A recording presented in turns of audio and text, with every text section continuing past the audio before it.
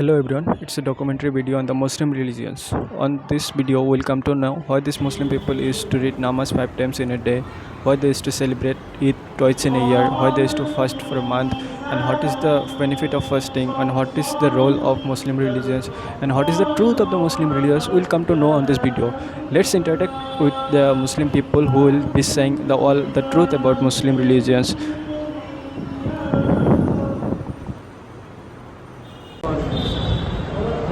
আমি আপোনাৰ পৰা জানিব বিচাৰোঁ যে আমি মুছলিম ধৰ্মৰ মানুহে 5 ওয়াক্ত দিয়ে নামাজ পঢ়োঁ দিনত 5 বাৰ নামাজ পঢ়োঁ কি 5 বাৰে কিয় এই বস্তুটো আচলতে ইমানুদ্দিন নামাজ হৈছে ধৰ্মৰ খুঁটি গতিকে নামাজটো 5 ওয়াক্ত পঢ়িব লাগেতো আমাৰ খৰচ মানে কম্পালচৰি বাধ্যতামূলক এটা আল্লাহৰ তৰফৰ পৰা আমাৰ ওপৰত হুকুম হৈছে যে তোমালোকে 5 ওয়াক্ত নামাজ বাধ্যতামূলক আমি খৰচ বুলি কওঁ খৰচ বুলি সচৰাচৰ বুজি নাপাওঁ কিন্তু আৰবিক শব্দত ইয়াৰ অৰ্থ হৈছে কম্পালচৰি বাধ্যতামূলক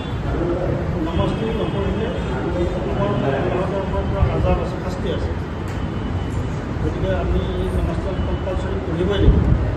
যেনেকুৱা অৱস্থাটো নহয় যদি বেমাৰী হয় তেনেহ'লে শৰীৰতে এইটো মহল্লত দিছে যদি কোনোবাই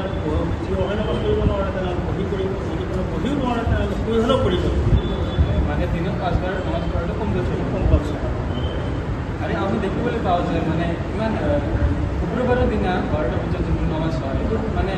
বেছিকৈ মানুহ আহে কিবা স্পেচিয়েল ৰিজন আছে সেইটো স্পেচিয়েল এটা হেৰি যে আমি বাকী নামাজ আমি য'তে ত'তে পঢ়ি লওঁ কিছুমান জেগাত এনেকুৱাও আছে যে বহুত মানে হেৰি কমি আছে মানে মানুহৰ জনসংখ্যা বহুত কম কিন্তু কিছুমান সেইকাৰণে মানে সেই জেগাত কি হয় নামাজটো জুমাৰ নামাজৰ এটা ৰিজন হেৰি আছে যে চব জেগাতে নামাজটো হেৰি নহয় নামাজত তাত মানে কিছুমান চৰ্ত আছে তাত ডাঙৰ আলিম থাকিব লাগিব মুফতি থাকিব লাগিব বিচাৰপতি থাকিব লাগিব তেনেকুৱা ধৰণৰ কিছুমান চৰ্ত আছে মানে যোনটো আমি আন নামাজকেইটা অকলে কৰিব পাৰিব জুমাৰ নামাজটো আমি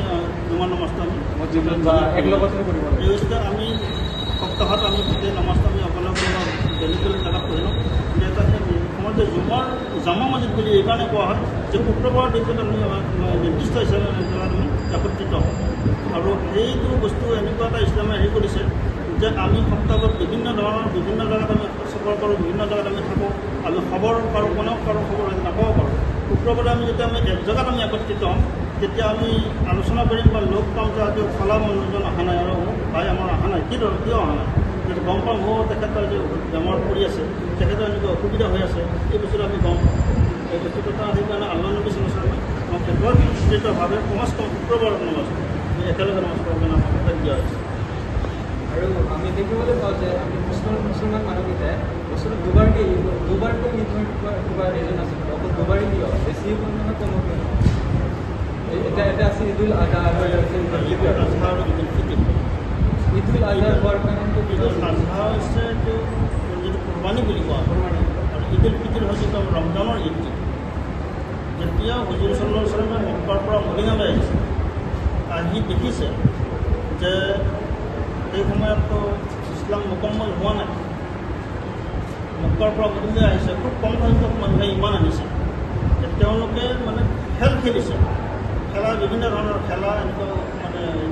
তেওঁলোকে অনুষ্ঠিত কৰিছে তেতিয়া হুজুৰ সাল্লাল্লাহু আলাইহি ওয়াসাল্লাম অৰ্থাৎ মুহাম্মদ সাল্লাল্লাহু আলাইহি ওয়াসাল্লামে